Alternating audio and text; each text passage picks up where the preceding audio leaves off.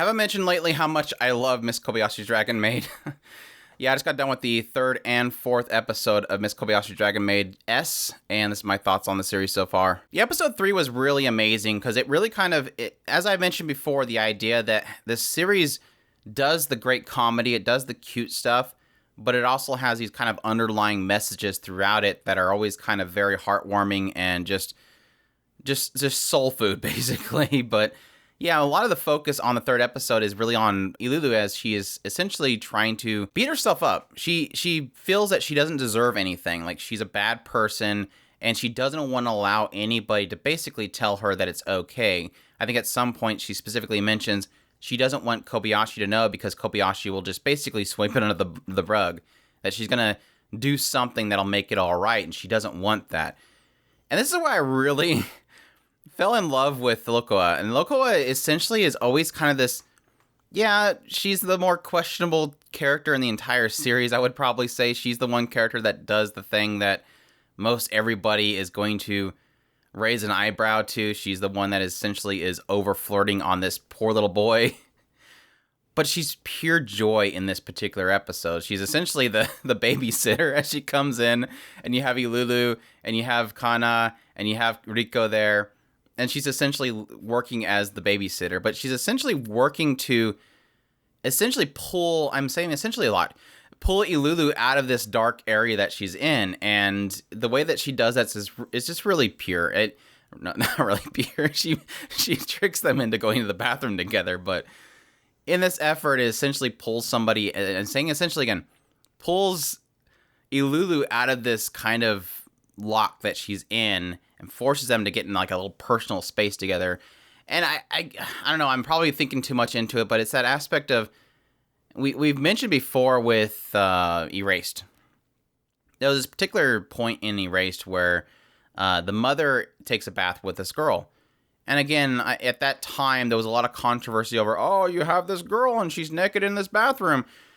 And it was funny because at the time, I really didn't see it that way. All I seen was, here is a scene where this mother is essentially bringing this girl into the bath. And it's always kind of the symbolism of removing all the barriers that you have and bearing all to one another in order to create a pure bond. And that's always been kind of the symbolism of the whole bath scene, or there's no way to say this without sounding perverted. It is the way that you bear all and become bonded is something that they've always used the bath as. It is this way of, is this pure bonding that they've always had. But at any rate, I kind of seen the same thing, even though it is, again, kind of really quickly perverted in this particular situation, that aspect of being stuck in that private room and finding those bonds, removing those barriers and becoming bonded. And that's essentially what happens between Riko and Ilulu, even though, again, we find out that Riko is just super thinks Ilulu is like the greatest and cutest thing and wants to do this and is overly loving of her as she is with Kana. So just following that is a lot of cute little moments with her, Kana, Ilulu, Riko together, doing a lot of games together. And again, Riko pretty much throwing all the game just so that she can do the punishment game and rub their bellies. A lot of fun. It was kind of questionable, though, that you essentially have Lokoa was offering to turn back time in order for her to undo things. But again, that's her deciding herself to essentially accept what she did. She did not want to take the easy route of going, oh yeah, turn back time so I can just come back here and we'll all be happy family. No, again, she was beating herself up with the situation. Not only that she had the power to turn back time, but to make somebody think they have to use the restroom. P-beam. They also had in this episode, Kobayashi we find out that she never wears a maid outfit because she did at one point. And we also find out why she wears boyish clothes. At some point, she wore this maid outfit. She got kind of teased over it, and she felt like she wasn't cute enough to wear this outfit. And so after that point, all she ever did was wear boyish clothes because she always felt like she wasn't cute enough. And this is kind of one of those moments where you both go, oh, cool, so that's why. But at the same time, you're going, oh, that's kind of sad. You're not ugly, Kobayashi. You could be cute, too. Which they end up having this whole situation where she wears Toru's outfit. It was funny, though, because they had everybody come in and make their own outfits and their own designs, and having them basically choosing what they want, not really what they think will actually look good on her. Having Georgia come in, and she's like, or Georgie come in, and I always love Georgie. She's got like the cutest voice. I love her Seiyu.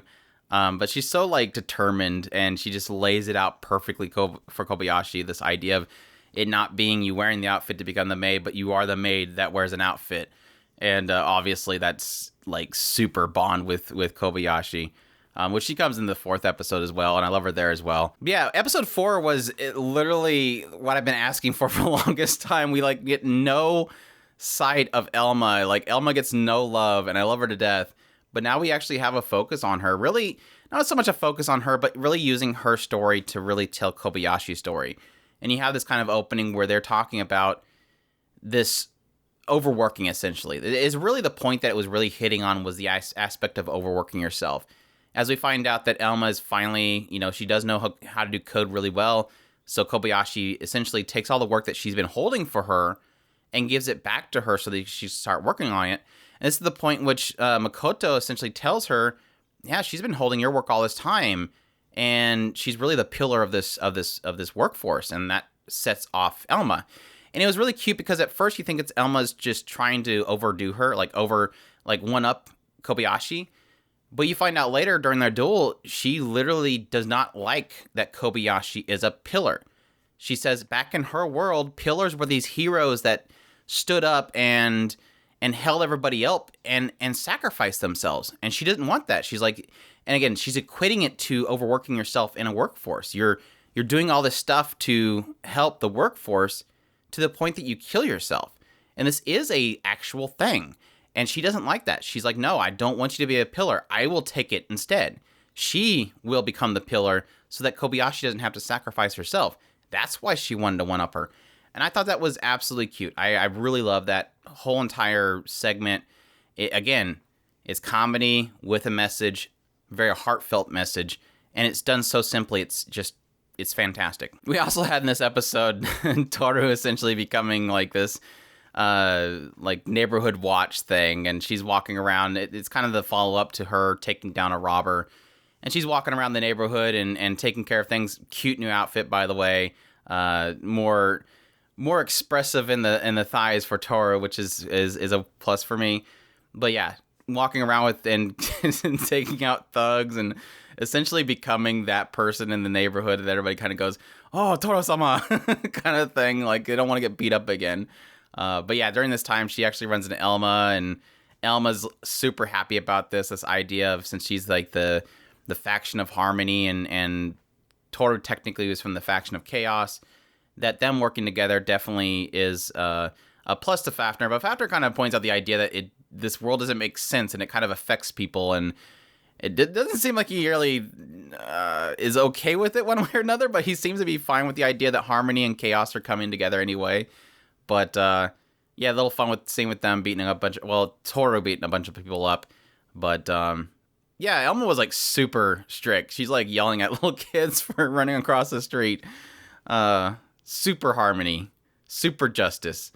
But yeah, having Elma kind of walking around with her was cute as well. Like I said, got a lot of Elma, and I don't care what in context it is. We got more Elma. That's perfectly fine with me. It was nice following up my first thoughts of the series. I am happy that they kind of toned down on Ilulu's chest size, because like I mentioned, her first introduction was it was way too much. So she's actually good now. Like I'm fine with where she's at now. Not as much of a third of her size is that, which is kind of off-putting and scary in some ways. And of course, kind of to wrap up this episode, we have them going to the amusement park. Kana really wanted to go.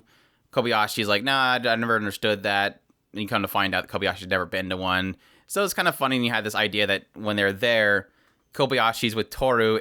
Both of them don't know anything about amusement park, but they're trying to figure it out while Kobayashi's acting like she knows. And then on the other side, you have essentially, Ilulu, Kana, and Riko are just going crazy and running everywhere and having fun. Was really cute. I really enjoyed it. The entire segment was Georgie pretty much putting everything into play for Riko to have a lot of fun, essentially. So every time somebody's scared or something, she gets to, brush up against either Ilulu or Kana and then go crazy.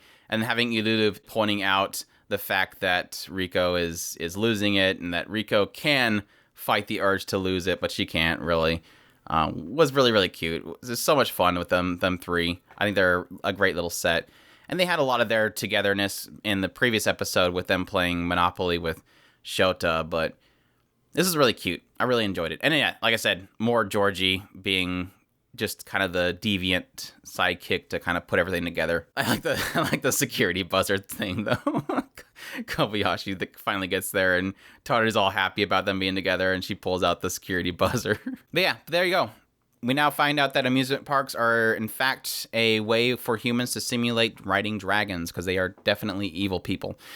But yeah, super great. Love these last 2 episodes. Still loving the series to death. I love Kyoto Animation's return.